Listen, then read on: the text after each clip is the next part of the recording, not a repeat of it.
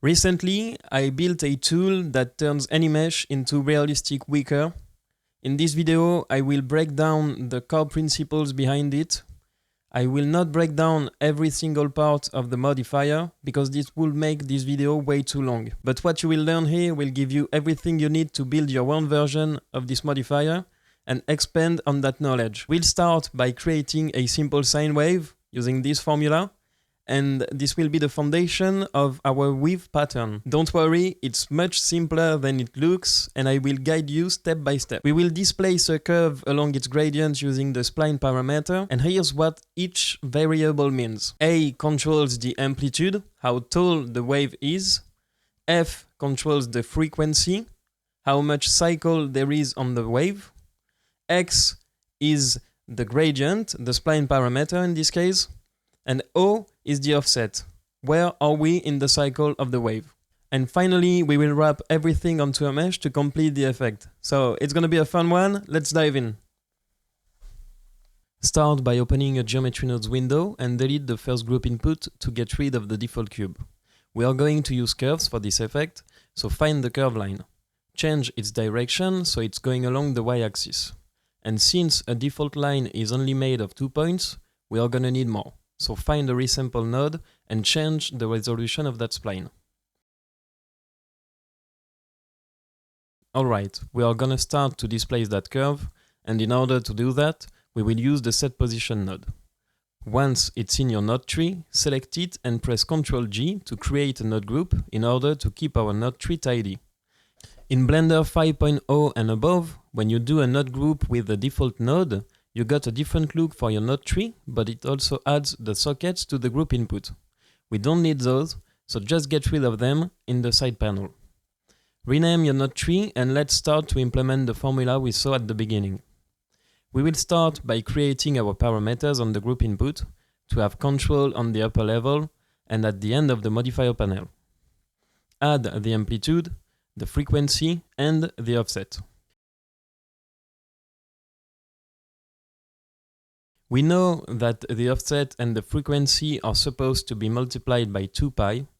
Get a multiply node and type tau in the second socket. It will give you the correct value for 2 pi. Repeat the process for the offset. Then we need a gradient to multiply each of our curves points with those values. We can use the factor socket of the spline parameter node, which gives us a gradient going from 0 to 1. If we go on the upper level of our node tree, we will see our parameters are grayed out. That's because they are not plugged into anything. So let's keep going further and actually do something with those parameters. We know we want to displace our points on the z-axis. There are multiple ways of doing it, but I'm gonna use a position node and add to the z-axis of all those points. Alright. We know that our amplitude is going to be multiplied by the sine of 2 pi f multiplied by fx, in this case our spline parameter, plus our offset multiplied by 2 pi.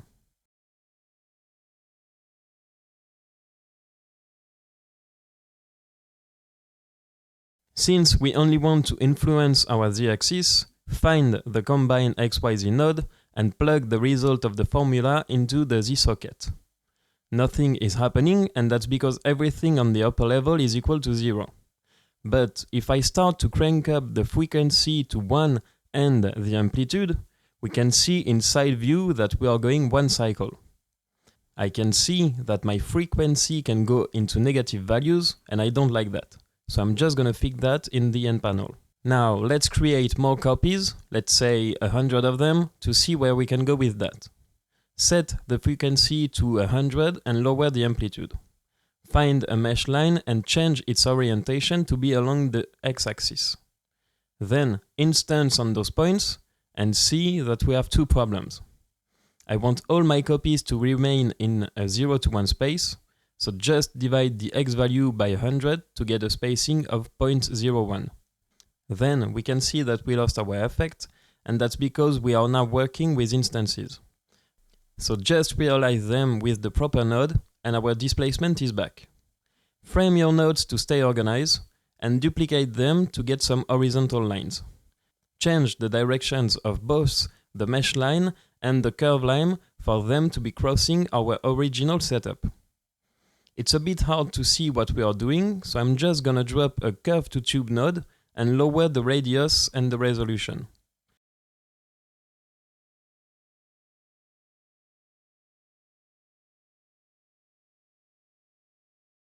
If I go inside view, I can see that the curves are overlapping precisely at the end of each cycle. Let's crank up the offset to see if we can remedy that, and surely we can. It looks like it's about a quarter of a cycle, so just use 0.25 as an offset value. Now we want each line to be going over, then under the crossing lines. And it just means that we can divide our current frequency by 2. Then we would like to alternate this pattern. One curve goes over, then the next goes under. And we can actually influence the offset using our curve index. Dive back into the node group and use the curve info node. If we check the viewer, we can see that we get a unique number, in this case the index, for each of our curves. As for the frequency, you might think that it's just an offset of 50% per curve, but if I do that, you'll see that the pattern breaks. So let's increase the value on the multiply and see if we can find something. And would you look at that? It seems that we are close to pi, so just write pi in the bottom socket and we are done. Why pi? Because on a unit circle, pi is equal to 180 degrees. So we effectively offset each curve by 180 degrees, making this pattern alternate. Cool, right? Alright, let's now use our node group on the other part of the node tree and see what happens. Everything overlaps, and I'm sure by now you already figured out a solution. We need to cycle through the offset for both parts to match. In this case, a value of 0.75 will do.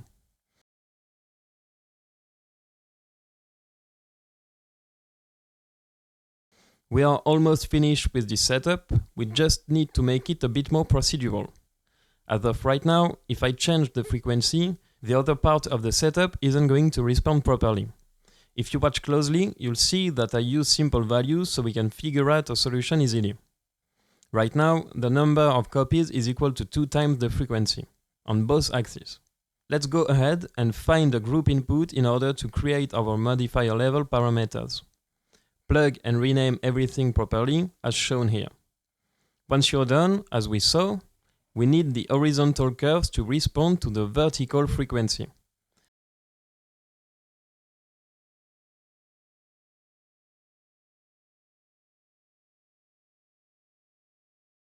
Duplicate your group input and multiply the vertical frequency by 2. But remember, we want our curve to stay in that 0 to 1 space. Right now, the offset value is equal to 100. In other terms, 1 divided by 100, or 1 divided by our number of copies. So get a combine XYZ, a divide node, and plug everything as such.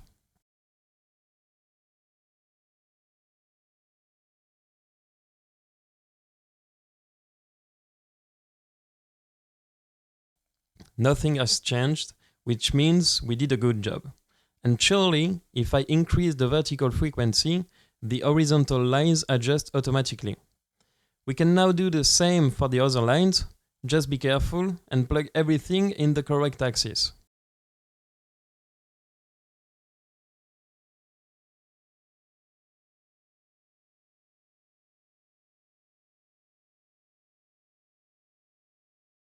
We are now reaching the wrapping onto mesh part of the tutorial. Here you see me model a very simple bottle using a screw modifier. I'm just gonna increase the speed of the video. I'm sure you can model something by yourself. Once I'm done, I apply the modifiers and I create the UVs needed for the wrapping method we are going to use. You can see that I'm using a free add-on, which is super powerful and that I use on a daily basis. It's called MIO3. It is super helpful to correct your UV unwrapping using Gridify and normalize options. I'd say normalizing your UV islands is optional, but having it to a grid clearly helps to predict what your weave is going to look like. I will hide the mesh and repeat the process we did at the beginning of the video. We will once again influence the position of our points. The node that is going to help us achieve this final effect is the sample UV surface node. It needs an object to sample and a UV map. So provide your target mesh and its UVs using those nodes. The value is the attribute we are sampling. In this case, it's the position. And the sample UV is where are we sampling those values. And we can just use the position of each single point. Plug the value socket in the position and see your curve jump onto the surface of your target mesh. We can see that some points stayed at the center of the world. Why is that? The sample UV surface nodes samples a value for each point that have the same position of the underlying UV island.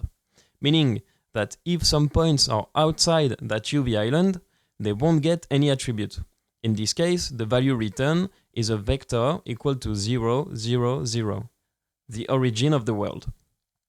To fix that, we can separate our geometry based on the isValid socket of the sample UV surface. Turn your curves into mesh and use a separate geometry node.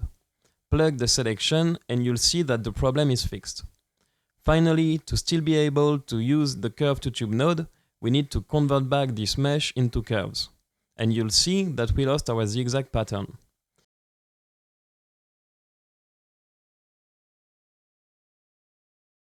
We can use the normals of the mesh at our advantage to retrieve the original height. Duplicate that sample position frame we did, and instead of the position, we will sample the normal of the mesh. We will create an offset by scaling that vector by our original z position. We still have this information before wrapping our curves. We just need to capture it, separate the vector, and use the z information of each point to scale the normals we extracted. If you want, you can also multiply that z value to have a bit more control. And there you have it, my friends. This is essentially the technique I used to create my tool. I just added a lot of extra steps in the final project because I want the user to have a lot of control. But I'm sure you'll be able to expand on that. For example, we just displaced one axis, but if you use the same principles on the other two axes, you'll be able to create some knitting patterns. As you can see, everything responds to mesh deformations perfectly, so you can even use that on animated meshes. And that's all for me again. The sample UV surface node is a super powerful node, as you can see.